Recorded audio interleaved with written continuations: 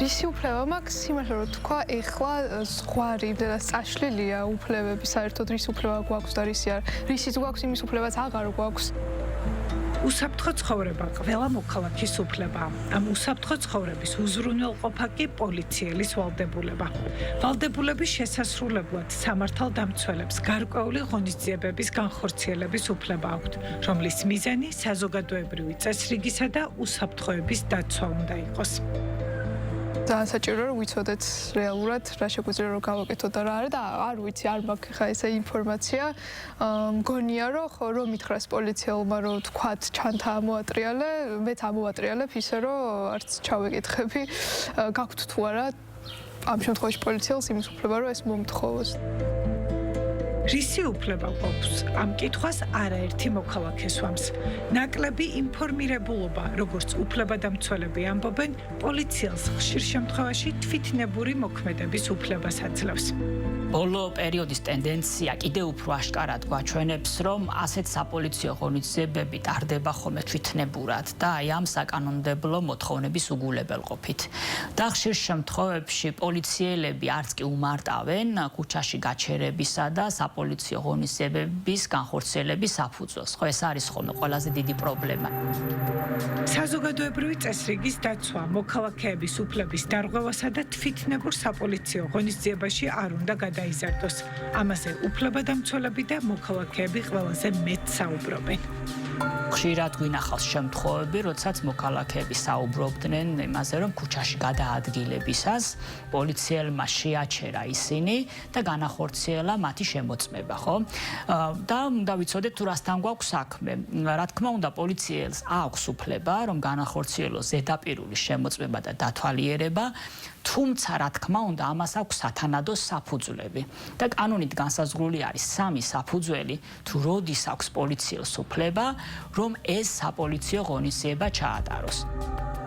პოლიციელი მხოლოდ მაშინ არის უფლებამოსილი, პრევენციული ღონისძიების განხორციელების ფარგლებში ზედაპირული შემოწმების მიზნით შეაჩეროს პირი.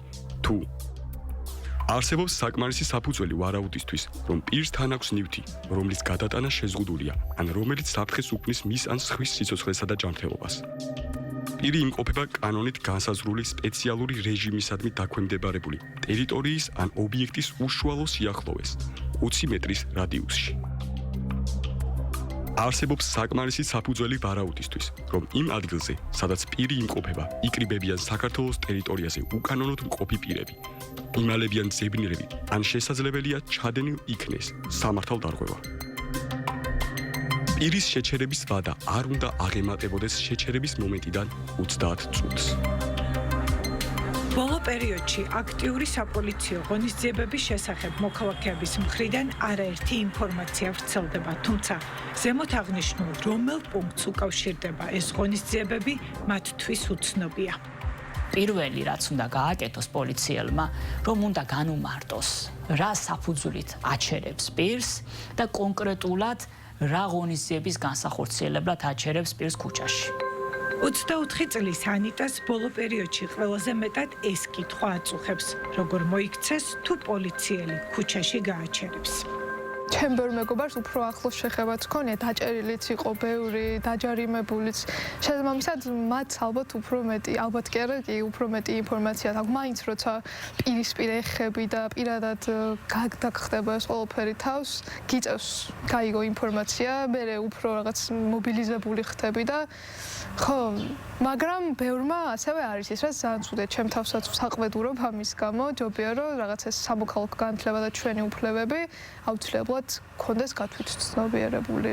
კითხავ პირველ რიგში, რომ აი რის საფუძველზე მჩხრეკენ, რაღაცაც ალბათ მაინც არ გამცემენ პასუხს. სულ ეგ მაწუხებს, რომ აი აზრი აქვს თუ არა ამ ყველაფერს, მაგრამ უნდა კონდეს წესით, რა ვიცი, ჩვენ უნდა შევეცადოთ, რომ აზრი შევძინოთ.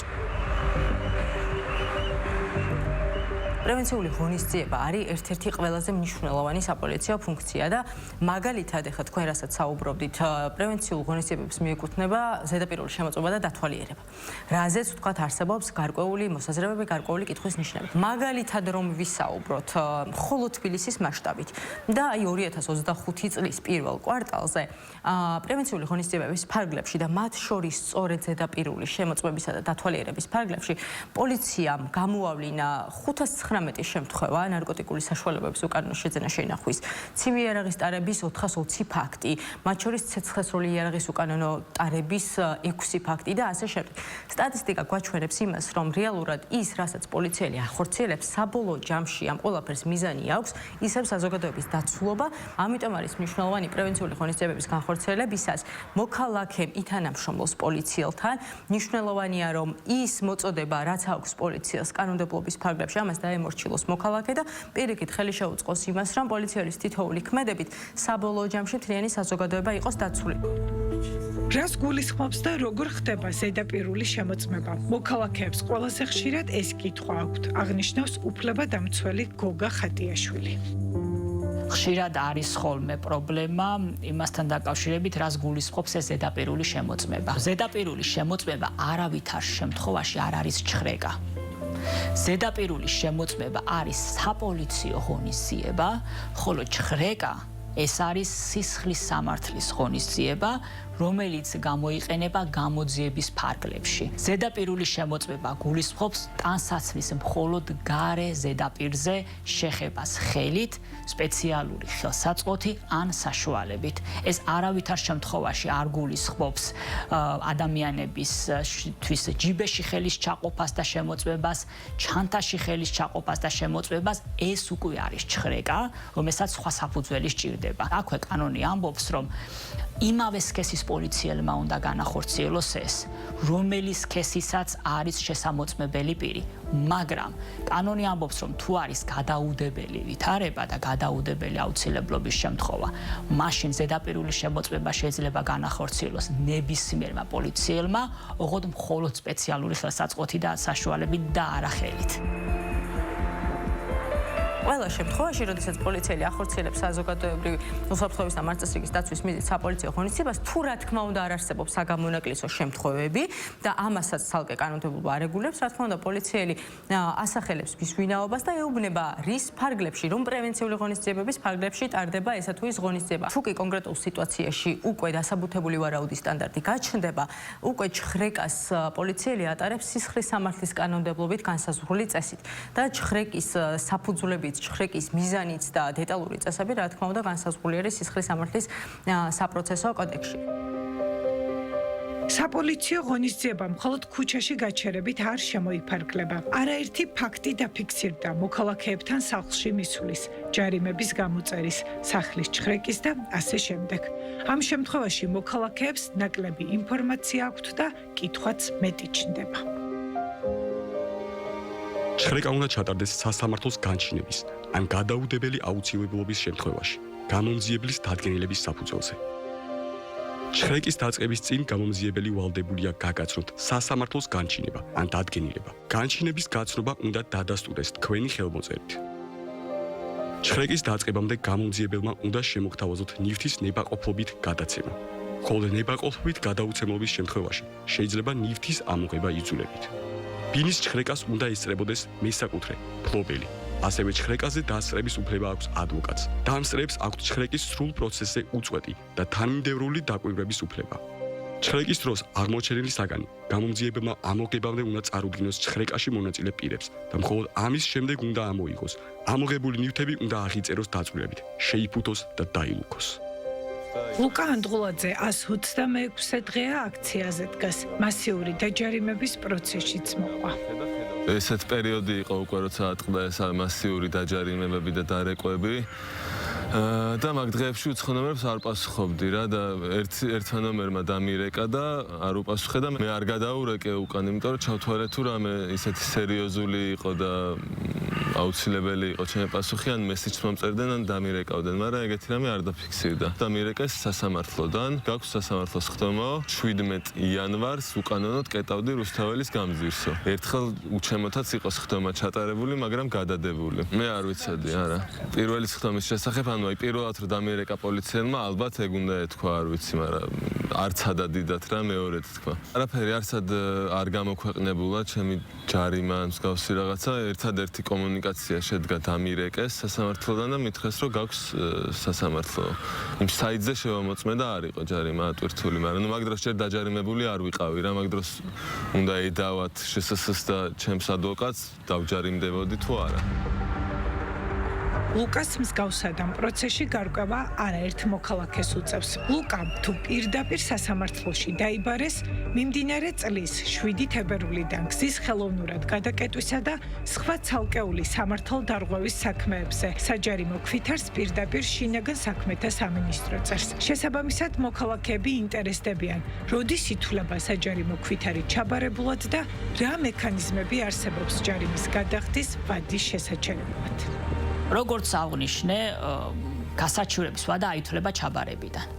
და ჯარიმის გადახდის ვადაც აითვლება ჩაბარებიდან. ამიტომ არ აქვს მნიშვნელობა ადამიანს ხელზე ჩააბარებენ ამას. პოსტის მეშვეობით ჩაბარდება თუ საჯაროდ გამოქვეყნების გზით ჩაბარდება. ეხლა რა არის მნიშვნელოვანი? როდესაც ხდება ჩაბარება ამ საჯარიმო ქვითრის, ხო, იმ რომელიმე წესით, რომელზეც ვისაუბრეთ, აქედან ადამიანს აქვს 30 დღის ვადა, რომ ეს ჯარიმა გადაიხადოს. მაგრამ იმ შემთხვევაში, თუ ის ამ 10 დღის ვადაში გაასაჩივრებს, ჯარიმის გადახდის ვადა ჩერდება საბოლოო გადაწყვეტილების მიღებამდე. ჩემი ადვოკატი ეკითხებოდა, რომ რა პროგრამით არის ეს იდენტიფიკაცია მომხდარი, ან რა პროცენტულობა აქვს ამ პროგრამას, რომ წარმატებით ამოიცნობს ადამიანებს, ხო? ანუ თქვენ დარწმუნებული ხართ, რომ ეს ადამიანი არის იმ ფოტოზე ვინც არის, იმიტომ რომ თუ არ ხართ დარწმუნებული, ანუ ჩემზე იყო ან 5000 ლარი ჯარიმა, ან ეგ მუხლი ითვალისწინებდა 15 დღიან ადმინისტრაციულ პატიმრობას. და რაც ახლა უკვე გაზარდეს 60 დღემდე რა. და ადამიანს გწირავენ 5000 ლარისთვის, რაც საქართველოსთვის არის რაღაც უზარმაზარი ჯარიმა და მეორე ძალიან დარღვევით არის ეს პროცესები რა წარმართული. ჩემ შემთხვევაში ყველაზე დიდი პრობლემა იყო ეს იდენტიფიკაცია. პოლიციის საქმიანობის განხორციელების ფორმები, მეთოდები და საშუალებები არ უნდა ხელყოფდეს ადამიანის პატივსა და ღირსებას. არ უნდა არღვევდეს ადამიანის სიცოცხლის, ფიზიკური ხელშეუხებლობისა და საკუთრების უფლებებს. ძირითად უფლებებსა და თავისუფლებებს.